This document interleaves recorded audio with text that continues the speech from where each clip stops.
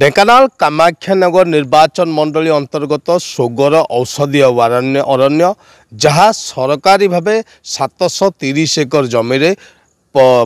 करा जाइथिला एवं यार उद्देश्य थिला एठारे औषधीय अरण्य हेबो एवं ता सहित किछि एंटरटेनमेंट रो मध्य पार्क रो व्यवस्था कराइछि रहिया पई व्यवस्था कराइछि किंतु सरकार रो होइतिले मध्य ए अंचल को दीर्घ वर्ष धरी कब्जा करी रखिथिले पूर्वतन खनि इस्पात और पूर्त मंत्री प्रफुल्ल मल्लिक सीधासलख कहि परिबा याकू प्रफुल्ल मल्लिक निजर पैतृक संपत्ति भावी नैतिले एवं याहारी भितरे तांकर राजनैतिक कारबार तांकर जहा अनैतिक कारबार एवं टंका पैसा कारबार एपरिकी ए अंचल भितरे बेआईन भावे खनि मध्य खनन करा जाइथिबार अभियोग होउची मु आपन को देखेबी कैमरा पर्सन को कहबी देखेबे ये होउची गोटे अंडरग्राउंड घर जे घर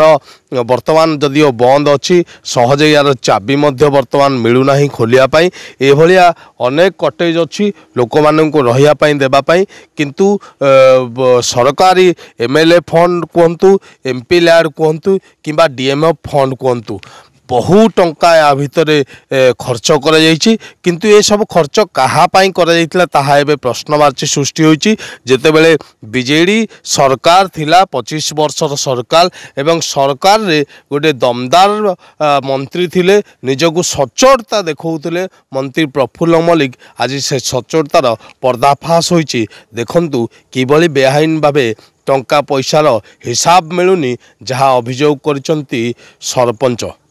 तेरे बड़ कथा गोटे जहाँ अभियोग होता कमिटी होता पूर्वतन मंत्री प्रफुल्ल मल्लिक यार रक्षणाबेक्षण दायित्व नौते प्रत्येक हिसाब अच्छे केते दूर ठीक बोली आप भावुं हाँ सी सब दायित्व नौते सब हिसाब थपारे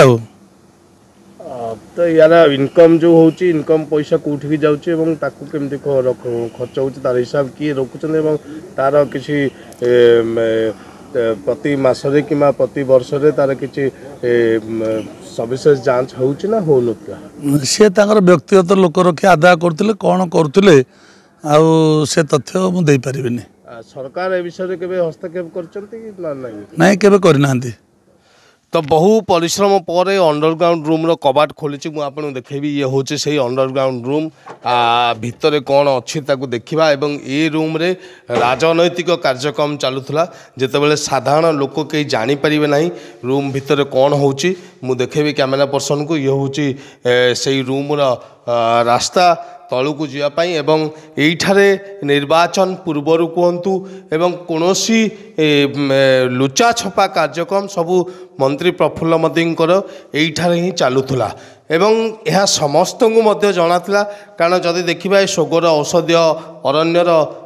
चेयरमैन होचंती जिलापाल एवं सेक्रेटरी होचंती डीएफओ किंतु डीएफओ जिलापाल कौनसी विषय जानती ना जेहेतु मंत्री दबदबा थिला दबदबा हिसाब से मंत्री निजर कार्य करुले एवं ए अंडरग्राउंड रूम भितर सबु प्रकार कार्य चलुला वर्तमान मध्य रूम आप देखुवे ताला पड़ी एवं हिसाब मध्य नाही केते पैसा इनकम होउची केते जन आसिकी केबे रहुतले किए किए रहुतले किभली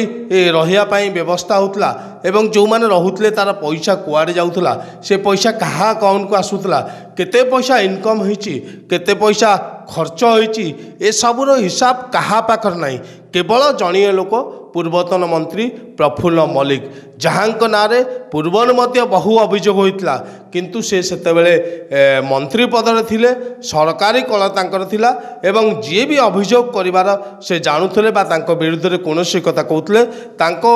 विरुद्ध में प्रफुल्ल मल्लिक मंत्री थिबा समय प्रशासन पुलिस को लगाउतले डराई धमकाई कि ए अंचल को संपूर्ण कब्जा करथिले आज किंतु चित्र बदल जाइछि खसी जाइछि तांको हाथरू औषधीय अरण्य